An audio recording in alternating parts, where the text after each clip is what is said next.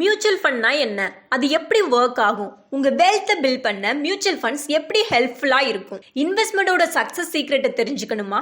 இதை பத்தி எக்ஸ்பிளைன் பண்ண ஃபினான்ஷியல் எக்ஸ்பர்ட் மிஸ்டர் ஜிதேந்தர் நம்மளை கைட் பண்ண இருக்காரு. Jitender, over to you. It's more of வந்து பாத்தீங்கன்னா நம்ம வந்து ஃபண்ட் மேனேஜர் கொடுப்போம். ஃபண்ட் மேனேஜர் இன் டர்ம்ஸ் வந்து அசெட் கிளாஸ்ல கொடுப்பாங்க. அதுல இருந்து என்ன ரிட்டர்ன் ஜென்ரேட் ஆகுது which will be shared to the investor. அப்ப நான் இது எப்படி பண்ண முடியும்? என்னோட ரிட்டர்ன்மெண்ட் பிளானிங் எப்படி வந்து நான் மியூச்சுவல் ஃபண்ட்ல பண்ண முடியும் அப்படின்னா, மியூச்சுவல் ஃபண்ட்ல சிஸ்டமேட்டிக் வேன்னு சொல்லி ஒரு 3 விஷயங்கள் இருக்கு. ஒன்னு எஸ்ஐபி, எஸ்டிபி, எஸ்டபிள்யூபி. இந்த 3 விஷயத்தை வச்சு நம்ம வந்து ரிட்டர்ன்மெண்ட் பிளானிங் பண்ண முடியும். பட் அதுல முக்கியமா நம்ம 2 விஷயம் எடுத்துக்கலாம்.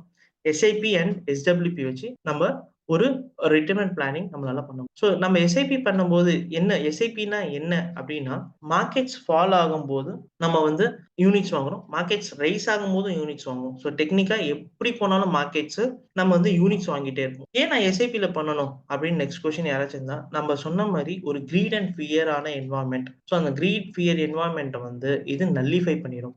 ஃபார் எக்ஸாம்பிள், இன்னைக்கு வந்து 10 rupees இருக்கு, 10 rupees 10.5 போகுது. நான் என்ன பண்ணுவேன்னா, இன்னும் ஜாஸ்தி நான் வாங்கலாம் அப்படின்னு சொல்றதுக்கு பதிலா நான் 10,000 கொடுக்குறேன்னு வச்சுக்கோங்களேன். அப்ப அது 952 யூனிட்ஸ் வாங்கும். திருப்பி 14 rupees போச்சுன்னா இன்னும் நான் நிறைய யூனிட்ஸ் வாங்கலாம் அப்படின்ற தோணி இன்னும் நான் ஜாஸ்தியா காசு கொடுக்கறதுக்கு பதிலா அதே 10,000 கொடுத்து 714 rupees வாங்குறேன். ஸோ இது ஒரு பாயிண்ட் ஆஃப் கொஸ்டின் பாத்தீங்கன்னா உங்களுக்கு கிரீட் அண்ட் ஃபியரை அவாய்ட். சிமிலர்லி ஃபாலிங் மார்க்கெட்ல என்ன ஆகும்னு பாத்தீங்கன்னா 10 rupees வந்து 6 rupees ஆயிருக்கு. அப்ப டெக்னிக்கா என்ன பண்ணிருப்போம்னா, ஐயோ 6 rupees ஆயிடுச்சு, அட்லீஸ்ட் அது 0 வரதுக்குள்ள நம்ம வெளியே வந்துடணும்ன்றதான் ஃபர்ஸ்ட் மைண்டோட தாட்டா இருக்கும். பட் எஸ்ஐபில பண்ணும்போது உங்களோட யூனிட்ஸ் ஜாஸ்தியா தான் கிடைக்க போகுது. ஸோ 10,000 வாங்கின இடத்துல யூனிட்ஸ்ல 6 rupeesல உங்களுக்கு எவ்வளவு கிடைக்க போகுதுன்னா 1600 யூனிட்ஸ் கிடைக்க போகுது. ஸோ கிட்டத்தட்ட 1.5 டைம் ஜாஸ்தி வாங்க போறீங்க. அப்ப ஜாஸ்தி வாங்கும்போது என்ன ஆகும்னா, உங்களோட ஆவரேஜ் என்எவி பெட்டரா இருக்கும். ஸோ இன்னைக்கு இந்த இந்த பிரைசஸோட ஆவரேஜ் என்எவி பாத்தீங்கன்னா 8.04. ஸ்டில் நெக்ஸ்ட் 10 rupeesக்கு வந்தாலே you will be have a profit. So இது ரியல் டைம்ல நடந்திருக்கான்னு கேட்டீங்கன்னா 2006 to 2008ல நடந்திருக்கு. ஸோ நிறைய இடத்துல 2004 to 2007 வந்து பாத்தீங்கன்னா ரைசிங் மார்க்கெட்டா இருந்துச்சு. பட் 2000 இந்த 7 to 9 டைம் ஃப்ரேம்ல பாத்தீங்கன்னா மார்க்கெட்ஸ் வந்து சொன்ன மாதிரி பயங்கரமா ஃபால் ஆச்சு. ஸோ அந்த மாதிரியான மார்க்கெட்ஸ்லுமே வந்து எஸ்ஐபி நல்லாவே ஹெல்ப் ஆச்சு. அண்ட் சிமிலர்லி வந்து வாலடைல் மார்க்கெட் அப்படின்னு இருக்கும்போது ஜென்ரலா ரைசிங் மார்க்கெட், ஃபாலிங் மார்க்கெட் வந்து ஒரு சின்ன டைம் ஃப்ரேமா இருந்தா கூட நீங்க எனி பாயிண்ட் ஆஃப் டைம் நம்ம இந்த ஃபர்ஸ்ட் சார்ட் பார்த்த மாதிரி மார்க்கெட்னா மேலேயும் இருக்கும் கீழே இருக்கும். இந்த வாலடைல் மார்க்கெட் தான் இட் இஸ் மோர் ஆஃப் வந்து பாத்தீங்கன்னா இந்தியா மார்க்கெட்டா இருந்திருக்கு. ஸோ மேபி ஒரு ஷார்ட்டர் டைமுக்கு ரைசிங் மார்க்கெட், அதாவது லாஸ்ட் 3 வருஷம் ஏறிட்டே இருக்குங்கன்னு சொல்லலாம். இல்ல ஒரு வருஷம் கோவிட் மாதிரி அந்த 6 monthsக்கு மார்க்கெட்ஸ் ஃபால் ஆயிட்டே இருந்திருக்குன்னு சொல்லலாம். பட் ஓவரால் பாத்தீங்கன்னா இட்ஸ் இந்தியான்ல any type of market will be volatile market. So இந்த வாலடைலிட்டியை சஸ்டெயின் பண்றதுக்கு, இந்த அப்ஸ் அண்ட் டவுன்ஸை சஸ்டெயின் பண்றதுக்கு still SIP could be a better choice. So இதுல எப்படிங்க நான் வந்து இது பண்ண முடியும் அப்படின்னு பார்க்கும்போது இந்த பவர் ஆஃப் காம்பவுண்டிங்க பண்ண முடியும். ஸோ இன்னைக்கு இதுல எப்படி லைக் எஸ்ஐபி நான் பண்றேன் எல்லாம் ஓகே, பட் இதுல எப்படி வந்து என்னோட ரிட்டர்ன்ஸ் வந்து பெட்டர் ஆக போகுதுன்னா, there is something called 843 rule. அதாவது நீங்க 50,000 எவ்ரி மந்த் போடுறீங்க அப்படின்னா இந்த 50,000 வந்து ஃபர்ஸ்ட் 8 இயர்ஸ்ல என்னவா இருக்கும்னு பாத்தீங்கன்னா ஒரு 80 lakhs ஆயிரும். ஸோ 50,000 80 lakhs ஆயிருந்துச்சுன்னா இதுல கிட்டத்தட்ட வந்து பாத்தீங்கன்னா 48 lakhs rupees வந்து உங்களோட அமௌண்டா தான் இருந்திருக்கும். ஏன்னா 50,000 per month. அப்போ வருஷத்துக்கு பாத்தீங்கன்னா 6 lakhs இருந்திருக்கும். அப்போ ஃபர்ஸ்ட் 8 இயர்ஸ் வந்து நீங்க எவ்வளவு கட்டிருப்பீங்க பாத்தீங்கன்னா 48 lakhs இன்வெஸ்ட்மெண்ட் பண்ணிருப்பீங்க. பட் என்ன உங்க ரிட்டர்ன் வந்திருக்கும்? ரிட்டர்னோட அசம்ப்ஷன் வந்து ஒரு 12% அசியூம் பண்ணோம்னா it is going to be 80 lakhs. அப்போ இந்த 80 lakhsல உங்களோட இன்வெஸ்ட்மெண்ட் வேல்யூ 61% இருக்கும். பட் உங்க ரிட்டர்ன் வந்து வெறும் 40% இருக்கும்.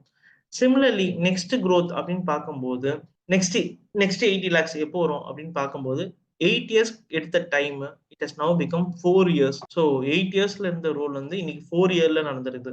So which is again becoming 1.6 crores, 80 lakhs ஒரு ஜம்ப். ஸோ சிமிலர்லி வந்து பாத்தீங்கன்னா இந்த ஜம்ப் வந்து 4.3. So by the time you reach வந்து ஒரு 20 இயர்ஸ்க்கு அப்புறமா போஸ்ட் பண்ணீங்கன்னா நீங்க கிட்டத்தட்ட எவ்ரி இயர் 80 lakhsன்றது ஏர்னிங் ஜாஸ்தியாவே இருந்துச்சு. ஸோ இதுதான் அந்த காம்பவுண்டிங். ஸோ இன்னைக்கு காம்பவுண்டிங்னா என்னன்னா இன்வெஸ்ட்மெண்டோட வேல்யூ இன்னைக்கு 61% இருக்கும் ஃபர்ஸ்ட் 8 இயர்ஸ்ல. பட் அதே இஃப் யூ டேக் வந்து ஒரு 30 இயர்ஸ்லயோ 23 இயர்ஸ்லயோ பார்க்கும்போது உங்களோட இன்வெஸ்ட்மெண்ட் வேல்யூ அந்த ரிட்டர்ன்ல அந்த 8 கோடி ரூபாயில உங்களோட வேல்யூ என்னன்னு பாத்தீங்கன்னா வெறும் 6%. அதாவது நான் கொடுத்த இன்வெஸ்ட்மெண்ட் வெறும் 6%. மிச்சம் 94% is based on the return basis. So the longer you give ரெண்டு விஷயம் நடக்கும். ஒன்னு நெகட்டிவிட்டி இல்லாம இருக்கும், ரெண்டாவது இது வந்து will also have a better returns. அந்த பெட்டர் ரிட்டர்ன் வந்து காம்பவுண்டிங்ன்ற ஒரு ரூல்ல வந்து நடந்துட்டு இருக்கும். ஏன் இது லாங்கர் டெர்ம் அப்படின்னு நான் பேசுனேன்னா, இன்னைக்கு retirement someone is at the age of 30. இன்னைக்கு 30ல இருந்து இன்னைக்கு ஒரு 30 இயர்ஸ் அவங்களுக்கு டைம் இருக்கும்போது SIP roots good be a better choice. ஏன்னா இட் தே ஹேவ் 30 இயர்ஸ், 30 வருஷம் இருக்கும்போது அந்த 30 வருஷத்துல definitely they can create a through SIP roots. இதுவுமே பவர் ஆஃப் காம்பவுண்டிங் தான். ஸோ என்னன்னு பார்த்தீங்கன்னா, someone who starts late, SIP பண்றதுக்கு லேட்டா ஸ்டார்ட் பண்றாங்கன்னா, ஒரு சின்ன ஒரு எக்ஸாம்பிள்.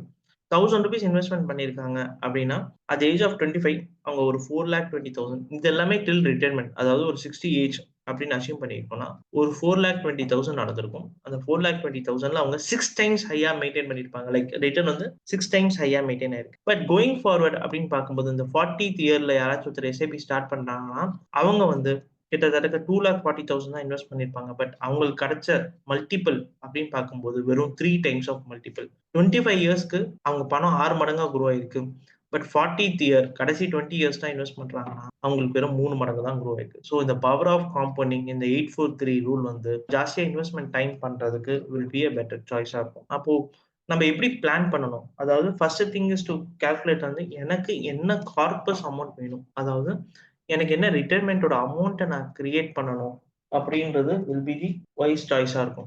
ஸோ ஃபார் எக்ஸாம்பிள் வந்து நெறைய பேருக்கு வந்து இன்னைக்கு 1 crore சொல்லலாம். பட் கோயிங் ஃபார்வர்ட் பார்க்கும்போது இந்த 1 crore ஓட வேல்யூ டிப்ரிஷியேட் ஆகுறதுனால ஒரு 3 crores வேல்யூவோ, இல்ல 4 crores வேல்யூவோ, இல்ல 5 crores வேல்யூன்றது நம்ம எடுத்து பண்ற மாரி இருக்கும். ஸோ அப்படி பண்ணும்போது ஃபார் எக்ஸாம்பிள் இன்னைக்கு ஒருத்தங்களுக்கு ஒரு கார்பஸ் ரெக்யர்மென்ட்டா இருக்கும். பேஸ்ட் ஆன் உங்களோட எக்ஸ்பென்ஸோட கால்குலேஷன்ஸ வச்சு வி மே டிரைவ் அ கார்பஸோட அமௌண்ட் எவ்வளோ ரெக்வயர்டா இருக்கும்ன்றது வி கேன் டிரைவ். ஸோ அப்படி இருக்கும்போது லெட் அஸ் கீப் இன்னைக்கு ஒரு 1 crore தான் எனக்கு கார்பஸ் அமௌண்ட்டா ரெக்வயர்டா இருக்குன்னா, என்னால எவ்வளோ அமௌண்ட் சேவ் பண்ண முடியும் அப்படின்னு பார்க்கும்போது, என்னால வெறும் ₹10,000 தான் பண்ண முடியும் அப்படின்னா, இந்த 1 crore எடுத்திருக்கிற டைம் கிட்டத்தட்ட 20 இயர்ஸ் எடுத்துக்கும். அதே மாரி 30,000 யாராச்சும் என்னால போட முடியும்னா, 12 இயர்ஸ்ல we can do the accumulation time frame. So so இப்போ இதுவே வந்து நம்ம கிட்ட வந்து டைம் இல்ல.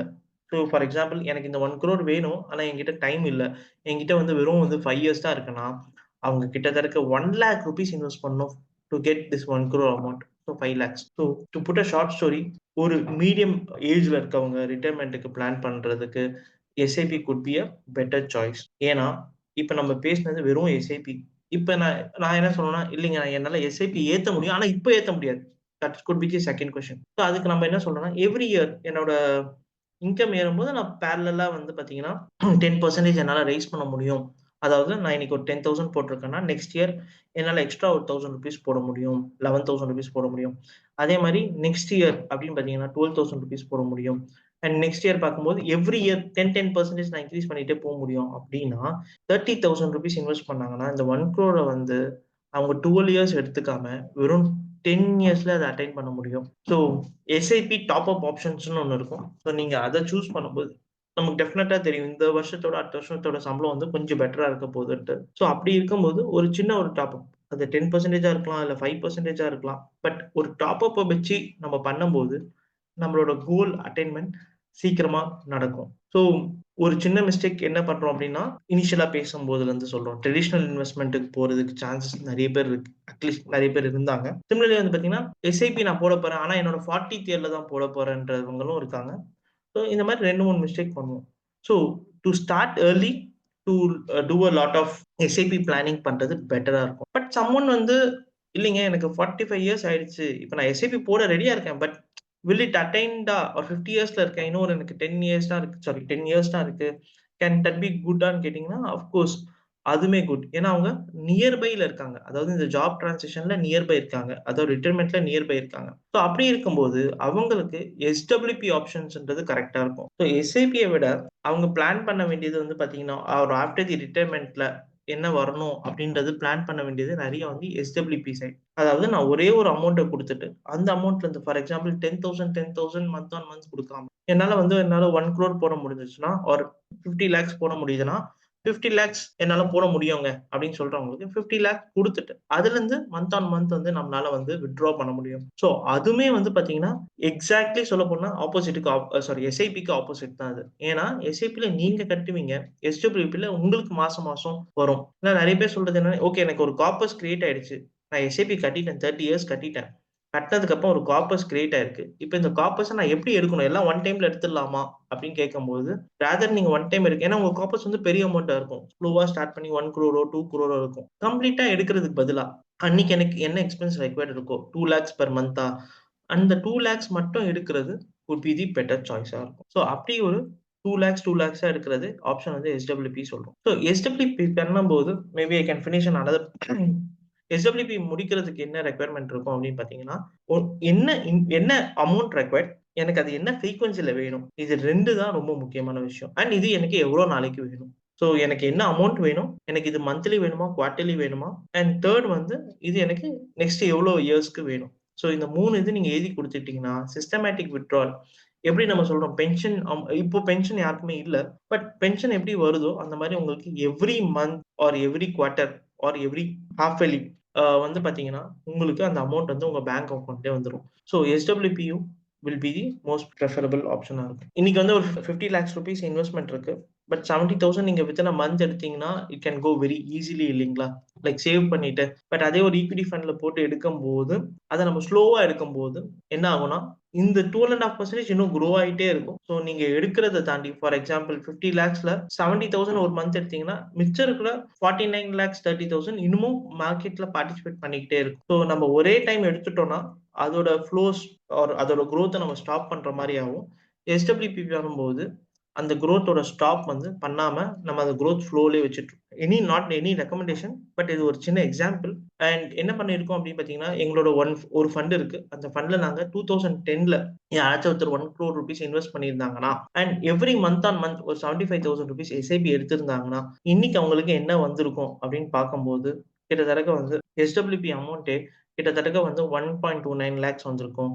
அண்ட் இன்னைக்கு ஒரு 2.5 crores வந்திருக்கும். So which is close to 13.5% இருந்திருக்கும். ஓகேங்களா? So return wise 13.5%. But 1 crore பண்ணவங்க கிட்டத்தட்ட 1.29 crores கிட்டத்தட்ட 75,000 எவ்ரி மந்த். அதாவது லாஸ்ட் ஒரு 14 இயர்ஸா வித்ட்ரா பண்ணிட்டாங்க. அண்ட் இன்னைக்கு அவங்களுக்கு இருக்கிற அமௌண்ட் வந்து பார்த்தீங்கன்னா, ஆஃப்டர் வித்ட்ராயல் ஸ்டில் அவங்க கிட்ட இருக்கிற அமௌண்ட் வந்து பார்த்தீங்கன்னா 2.5 crores. இது ஏன் பண்ண முடிஞ்சதுன்னா, இதே ஒரு 1 crore அப்படியே எடுத்திருந்தாங்கன்னா, அவங்க கண்டிப்பா எதுவுமே குரோ ஆயிருக்காது. பட் கொஞ்சம் கொஞ்சமா எடுக்கிறதுனால மிச்சம் இருக்கிற அமௌண்ட் வந்து குரோ ஆக முடிஞ்சது. உங்களுக்கு இந்த டாபிக்லயோ ஆர் வேற ஏதாவது இன்வெஸ்ட்மெண்ட் ரிலேட்டட் டாபிக்ஸ்லயோ டவுட்ஸ் இருந்தா எங்க ஃபினான்ஷியல் எக்ஸ்பர்ட்ஸ் கூட டைரக்ட் அப்பாயின்மெண்ட் புக் பண்ணிக்கலாம். அப்பாயின்மெண்ட்கான லிங்க் டெஸ்கிரிப்ஷன்ல இருக்கு, செக் பண்ணிக்கோங்க. ஆல்சோ ஃபைனான்ஸ் அண்ட் இன்வெஸ்ட்மெண்ட் பத்தி இன்னும் நல்லா தெரிஞ்சுக்கணும்னா எங்க லைவ் வெபினார் ஜாயின் பண்ணிக்கோங்க.